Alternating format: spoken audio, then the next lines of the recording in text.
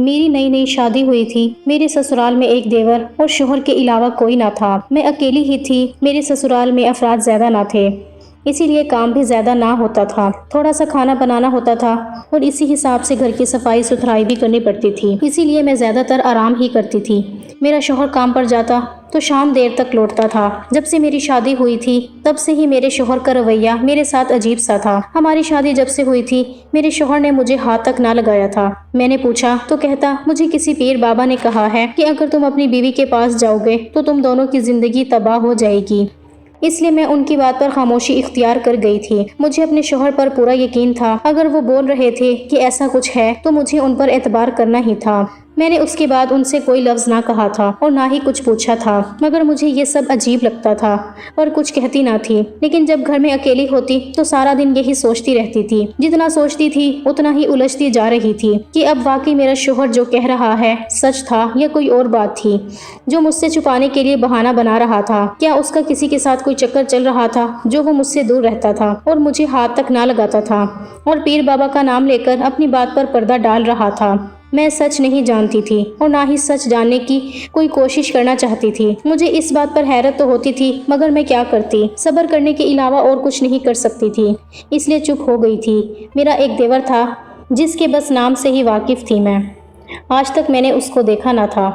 میرے شوہر کا کہنا تھا کہ وہ کھیتوں میں رہتا ہے، وہیں پر ایک کمرہ ہے جس میں وہ رہتا تھا۔ سارے لوگ جنہوں نے کھیتوں میں فصل اگائی ہوتی تھی اس کی دیکھ بھال کے لیے کھیتوں میں ہی رہنا پڑتا تھا کہ کوئی جانور فصلیں خراب نہ کر دے، اس لیے میرا دیور جب تک سیزن چلتا تھا وہیں پر رہتا تھا۔ میں نے بھی کبھی ان سے ملنے کا نہ کہا تھا، مجھے بھی اس سے ملنے کا اتنا اشتیاق نہ تھا۔ میرا تو بس اپنے شوہر سے ہی رشتہ تھا، اس لیے میں نے ایک دو بار پھر باتوں باتوں میں شوہر سے اس عمل کو ختم ہونے کے بارے میں پوچھا، لیکن جب میرے شوہر نے خود ہی مجھے کچھ بتانے سے انکار کر دیا اور کہا کہ یہ سب پیر بابا کا عمل ہے، میں آج تک اپنے دیور سے انجان تھی۔ کچھ روز پہلے اچانک سے ایک انجان شخص ہمارے گھر چلا آیا۔ میں نے اس شخص کو اس گھر میں پہلی بار دیکھا تھا۔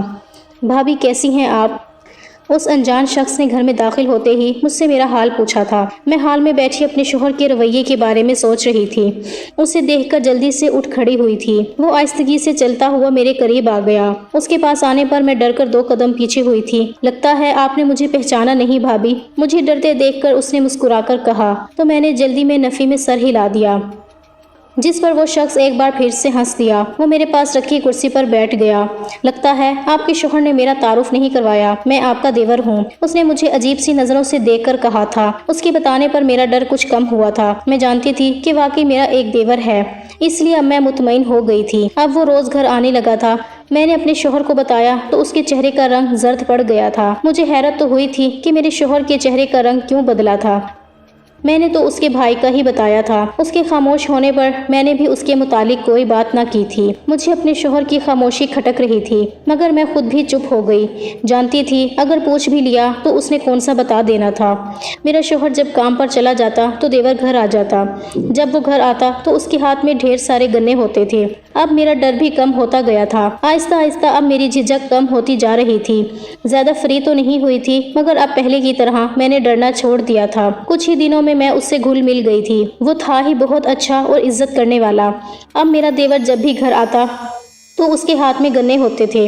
خاص کر دوپہر ہوتے ہی دیور گنے لے کر گھر آتا تھا اور کہتا، بھابی بہت رس والے ہیں، چوس کر کھائیں۔ میں نے بھی کبھی اتنے شوق سے پہلے کبھی گنے نہ کھائے تھے مگر اب اپنے دیور کے کہنے پر انکار نہ کرتی اور فوراً اس کے پاس بیٹھ کر گنا کھانے لگتی۔ وہ خود مجھے گنے چھیل کر دیتا اور میں اس کے سامنے بیٹھ کر چوستی رہتی۔ وہ مسکرا کر مجھے دیکھتا رہتا لیکن خود کبھی نہ کھاتا تھا۔ میں نے اسے 1000 بار کہا کہ دیور جی آپ بھی تو لیں، اچھا ہے اور بہت میٹھا ہے، مگر وہ میرے کہنے پر بھی کبھی نہ لیتا اور کہتا، بھابی ابھی کھیتوں سے ہو کر آیا ہوں اور یہی کھائے ہیں میں نے، یہ سب آپ کے لیے لایا ہوں، اب بس آپ ہی کھائیں۔ میں نے اس کی بات پر سر ہلا دیا اور گنا کھانے لگی۔ مجھے یہ بات عجیب تو لگتی تھی کہ جب میرا شوہر گھر پر ہوتا تھا تو میرا دیور نہیں آتا تھا، مگر جیسے ہی میرے شوہر کام پر چلے جاتے تو دیور گھر چلا آتا۔ پھر سوچا شاید یہ اتفاق ہو، دونوں بھائی الگ الگ وقت میں گھر آتے تھے، या फिर ये भी हो सकता था कि दोनों की आपस में बनती ना थी, तभी अलग अलग वक्त पर आते जाते थे। मैंने एक बात और नोट की थी, जब कभी दोनों हादसाती तौर पर इकट्ठे हो जाते तो मेरे शोहर मेरे देवर की तरफ देखता तक ना था, सर झुकाकर उसके पास से गुजर जाता था। मेरे शोहर के यूं सर झुकाकर गुजरने पर मेरे देवर के चेहरे पर एक पुरस्कार सी मुस्कुराहट उभर आती थी, मगर मेरे शोहर के चेहरे का रंग पीला पड़ जाता था। न जाने उन दोनों के दरमियान कौन सी खिचड़ी पक रही थी। एक और अजीब बात ये थी कि जब मैं गन्ना चूस कर थोड़ी देर सो जाती तो शाम को मेरा शोहर घर आकर जब गन्ने के कचरे देखता तो मेरे कदमों में बैठकर रोने लगता। मैं बहुत पूछती, लेकिन वो मुझे अपने रोने की वजह ना बताता। क्या हुआ, आप इस वक्त यहाँ बैठकर क्या कर रहे थे? रात के दूसरे पहर मेरी आंख खुली तो मैंने देखा शोहर मेरे कदमों में बैठा रो रहा था। मेरी तो हैरत से आंखें फटी की फटी रह गई थीं। मैं जानती थी कि शोहर का रुतबा क्या है, इसीलिए उनका मेरे कदमों में बैठना मुझे दहला सा गया था। मुझे डर था उनके इस अमल पर अल्लाह मुझसे नाराज न हो जाए। मैंने आंखें खोलकर जल्दी से अपने पाँव उससे दूर किए और घबराकर उनसे रोने की वजह पूछी थी, मगर हमेशा की तरह उन्होंने मुझे कुछ भी ना बताया था। इससे पहले कि मैं एक बार फिर पूछती, वो उठकर कमरे से ही बाहर निकल गए थे। मैं उनको कमरे से बाहर जाते हुए देखती रही थी। अब तो ये सब उनका मामूल बन चुका था और आज देर तक जागने की वजह से अगली सुबह मेरी आंख थोड़ी देर से खुली थी। मुझे समझ नहीं आ रही थी कि अब मैं क्या करूं, कैसे अपने शोहर के दिल की बात का पता लगाऊं। आखिर उनके रोने की वजह क्या हो सकती थी? मैंने बहुत कोशिश की थी अपने शोहर से सच उगलवाने की, मगर वो बोलते ही ना थे। मैंने भी थक हार कर उनसे पूछना छोड़ दिया था। मेरा देवर अब भी बाकायदगी से गन्ने लेकर आता था और जिद करके मुझे खिलाता था। मैं भी उसका दिल रखने के लिए खा लेती थी, लेकिन पता नहीं उनमें ऐसा क्या होता था कि गन्ना खाने के फौरन बाद मुझे नींद आ जाती थी और मैं कुछ देर के लिए सो जाती थी। उसके बाद मुझे कोई होश ना रहती थी। कुछ दिनों से मैं देख रही थी कि मेरे जिस्म में अजीब सा दर्द रहने लगा था। मेरा किसी काम को करने को दिल ना करता था। जब भी कोई काम करने के लिए उठती तो मतली और चक्कर आना शुरू हो जाते। मैं तो पहले ही अजीब किस्म की उलझन में उलझी हुई थी। समझ नहीं आ रहा था कि मेरे साथ अब क्या हो रहा है। मैं किसी से कोई बात भी ना कर पाती थी। अपने मायके जाने का वक्त ही ना मिलता था। मोहल्ले में भी सब अपने अपने घरों में चुपके बैठे रहते थे, तो मैं किसको अपना दुख सुनाती। सब्र शुक्र करके अपनी जिंदगी गुजार रही थी। शादी को अभी महीना ही हुआ था और मुझे यूं लगता है जैसे काफी वक्त गुजर गया है। जिस तरफ मेरा ध्यान जा रहा था मैं ऐसा सोच भी नहीं सकती थी। नहीं, मेरा शोहर मेरे बारे में क्या सोचेगा। मैंने खुद को इन ख्यालात से झुठलाया। मेरे साथ ऐसा क्या हुआ है जो मेरा जिस्म इतना दर्द कर रहा था। मैंने खुद से ही सवाल किए थे, कहीं ये दोनों भाई मिलकर मेरे साथ कुछ गलत तो नहीं कर रहे थे। मेरा शोहर मेरे साथ गलत कैसे कर सकता है? उसे क्या मिलेगा ये सब कुछ करके? उसने तो खुद मुझे सच बताया था कि वो क्यों मुझसे दूर रहता है। अगर उसने पहले मेरे साथ कुछ गलत नहीं किया तो अब क्यों करेगा? मुझे कुछ समझ नहीं आ रहा था कि मेरे साथ क्या हो रहा है। मुझे दूसरा शक देवर पर था। मेरे शोहर के बाद तो देवर ही मेरे घर आता जाता था, मगर वो मेरे साथ कुछ गलत क्यों करेगा? उसकी मेरे साथ क्या दुश्मनी हो सकती थी? मैंने तो उसे देखा ही पहली बार था, फिर दुश्मनी का तो कोई तुक नहीं बनता था। मैंने सोचा क्यों ना डॉक्टर से चेकअप करवाऊं, क्योंकि अब तो तबीयत दिन ब दिन खराब होती जा रही थी। लेकिन मैं बाहर कैसे जाती? एक तो मुझे मोहल्ले का अता पता ना था, दूसरा मैं बाहर जाती और ऊपर से मेरे शोहर घर आ जाते तो मैं उनको क्या जवाब देती?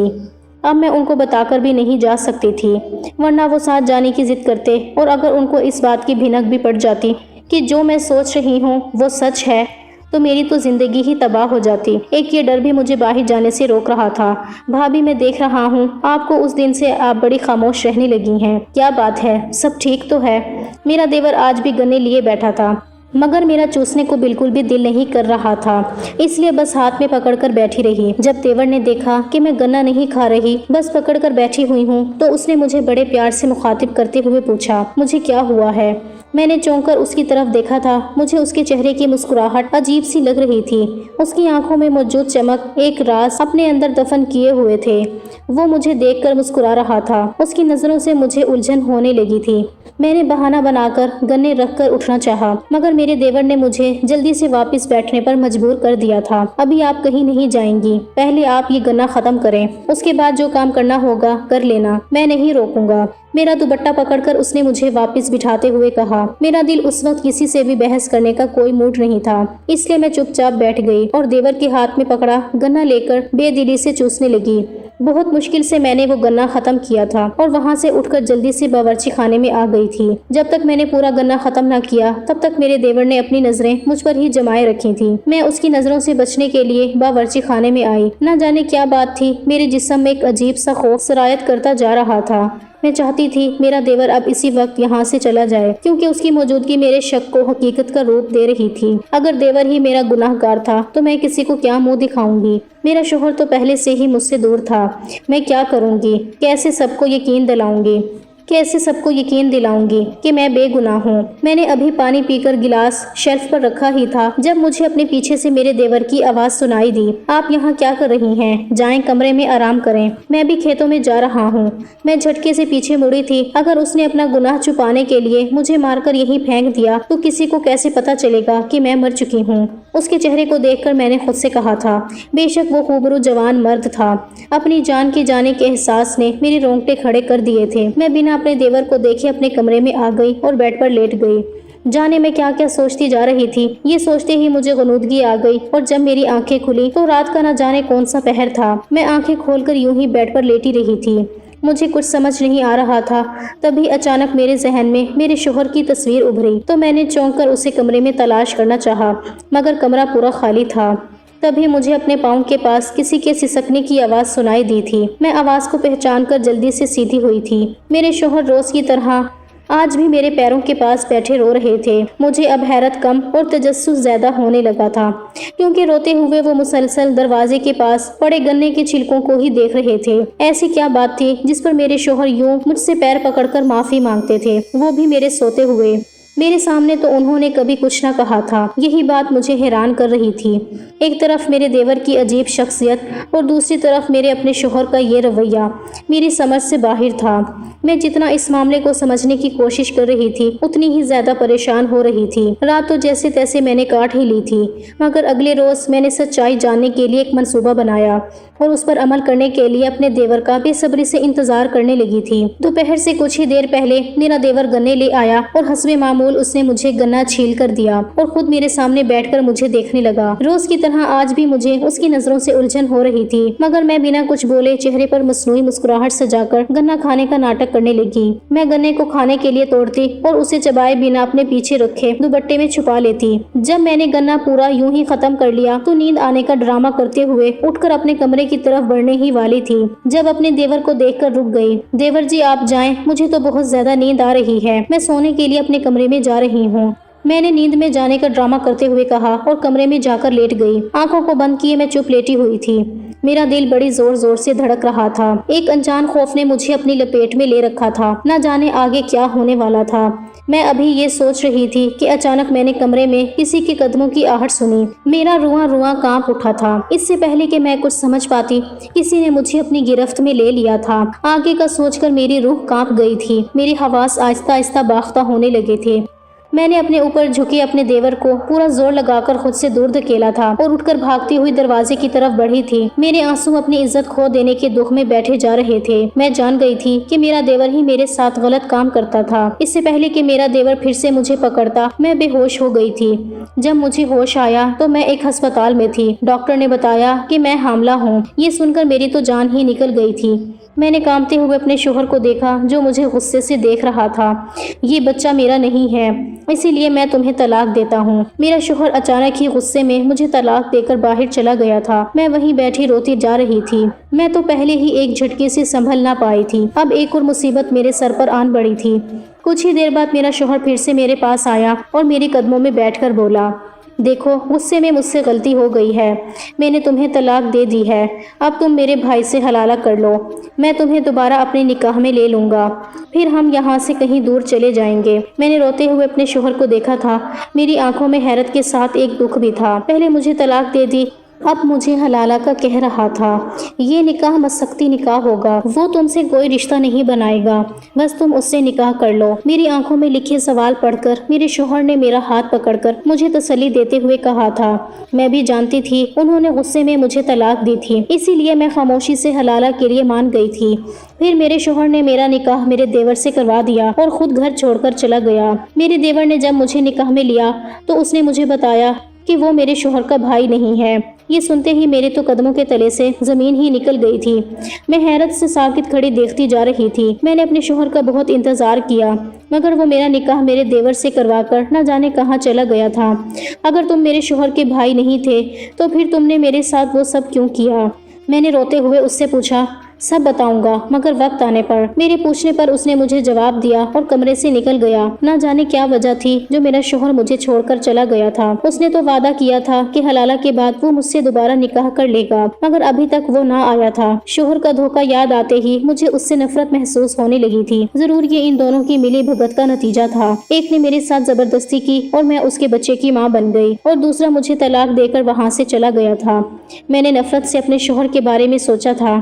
گھر چھوڑ کر بھی نہیں جا سکتی تھی، اس بچے کی وجہ سے میں پھنس گئی تھی۔ اگر بیٹی ہوئی تو اس کے نصیب بھی میرے جیسے نہ ہوں۔ میں نے دہل کر سوچا تھا۔ اپنے آنے والے بچے کا سوچ کر میں نے موجودہ زندگی کو قبول کر لیا تھا۔ یہ کڑوا گھونٹ میں نے پینے کا سوچا اور خاموشی اختیار کر لی تھی۔ کچھ ہی مہینوں بعد میری ایک پیاری سی بیٹی ہوئی۔ جب میرے شوہر کو پتا چلا کہ میرے ہاں بیٹی ہوئی ہے تو وہ میرے پاس چلا آیا اور ہاتھ جوڑ کر مجھ سے معافیاں مانگنے لگا۔ اس کا کہنا تھا کہ تمہارے شوہر نے ایک لڑکی کے ساتھ زیادتی کی تھی۔ وہ لڑکی میری بہن تھی جو کہ بہت شریف اور نیک تھی۔ اس نے اسے دنیا میں رسوا کر دیا۔ میں نے اس سے بدلہ لینے کا سوچا تھا، اسی لیے جب تمہاری اس سے شادی ہونے والی تھی تو اسے ایک پیر بابا نے کہا تھا کہ وہ 2 مہینے تک اپنی بیوی سے دور رہے گا اور اس کا دم کیا ہوا گنا چوسنے کے لیے تمہیں دے گا۔ تمہارے شوہر کے دل میں چور تھا، اس نے گناہ کیا تھا اور اس کے چلتے وہ ساری زندگی بے اولاد رہنے کے ڈر سے فوراً مان گیا تھا۔ پیر بابا کو تو میں نے پیسے دے کر یہ سب کرنے کو کہا تھا، کیونکہ میں اپنی بہن کا بدلہ اس کی نئی نویلی دلہن کے ذریعے لینا چاہتا تھا۔ تب اس بابا نے میرے کہنے پر تمہارے شوہر کو کہا کہ میں تمہارے کام پر جانے کے بعد تمہاری بیوی کو یہ گنا چوسنے کے لیے دیا کروں۔ تمہارے شوہر کو ہم نے کہا تھا کہ گنے پر میں کچھ دم کر کے تمہیں دیا کروں گا۔ اس بابا نے ہی اسے کہا تھا کہ وہ مجھے اپنا بھائی کہہ کر تم سے تعارف کروائے گا۔ تمہارے شوہر نے ایسا ہی کیا تھا۔ اس پیر بابا نے تمہارے شوہر سے کہا تھا تمہاری بیوی جب یہ گنا کھائے گی تو اس کو بہت تکلیف ہوگی، اس لیے تمہارا شوہر جب بھی گھر میں گنے کے چھلکے دیکھتا تھا تو بہت روتا تھا کہ اس کے گناہ کی وجہ سے تم تکلیف اٹھا رہی ہو۔ میں گنے میں دوائی ڈال کر تمہیں بے ہوش کر دیتا اور پھر تمہارے جسم کے ذریعے اپنی بہن کا بدلہ لیتا تھا۔ لیکن پھر مجھے آہستہ آہستہ احساس ہونے لگا کہ میں غلط کر رہا ہوں، لیکن تب تک بہت دیر ہو چکی تھی۔ تم سب سچ جان گئی تھی، اور جب تمہیں پتا چلا کہ میرے بچے کی تم ماں بننے والی ہو تو میں نے ہی تمہارے شوہر کو مجبور کیا تھا کہ وہ تمہیں طلاق دے کر تمہاری شادی مجھ سے کروا دے۔ اسے میں معاف کر دوں گا، اور وہ خود چاہے کسی کی عزت خراب کر چکا تھا، لیکن وہ خود ایک داغدار بیوی برداشت نہیں کر سکتا تھا، اسی لیے اس نے میرا کہا مان لیا اور تمہارے سامنے حلالہ کا ناٹک کیا۔ حقیقت بہت بھیانک تھی، جسے سننے کے بعد میرا وجود سن ہوتا جا رہا تھا۔ ان دونوں کے بدلے کے چکر میں میری زندگی برباد ہو گئی تھی۔ ایک نے عزت کے ساتھ کھیلا اور دوسرا حلالہ کے چکر میں دھوکہ دے کر چلا گیا تھا۔ میں اس کی باتیں سن کر خاموش ہی رہی تھی، کیونکہ اب میری ایک بیٹی تھی، میں اسے لے کر کہاں جاتی۔ اسی لیے اپنے ساتھ ہونے والے اس حادثے کو قبول کرتے ہوئے چپ چاپ اسی شخص کے ساتھ زندگی گزارنے کا فیصلہ کر لیا۔ شوہر مجھے لے کر دوسرے شہر چلا گیا۔ اس کے بعد آہستہ آہستہ ہماری زندگی نارمل ہوتی گئی۔ میں نے حالات سے سمجھوتا کر لیا تھا۔ میرا شوہر مجھ سے بہت محبت کرتا تھا، نمازوں میں رب سے اور مجھ سے بھی روز اپنے کیے کی معافیاں مانگتا ہے۔ ہم اپنی زندگی میں بہت خوش ہیں۔ پتہ نہیں چلا کہ میرے سابقہ شوہر کی کار کا ایکسیڈنٹ بہت دردناک موت سے ہو گیا۔ اس نے جو کیا تھا شاید یہ اس کی سزا تھی جو اسے اس کی زندگی میں ہی مل چکی تھی۔ اب آگے کا اللہ ہی مالک تھا۔ یہ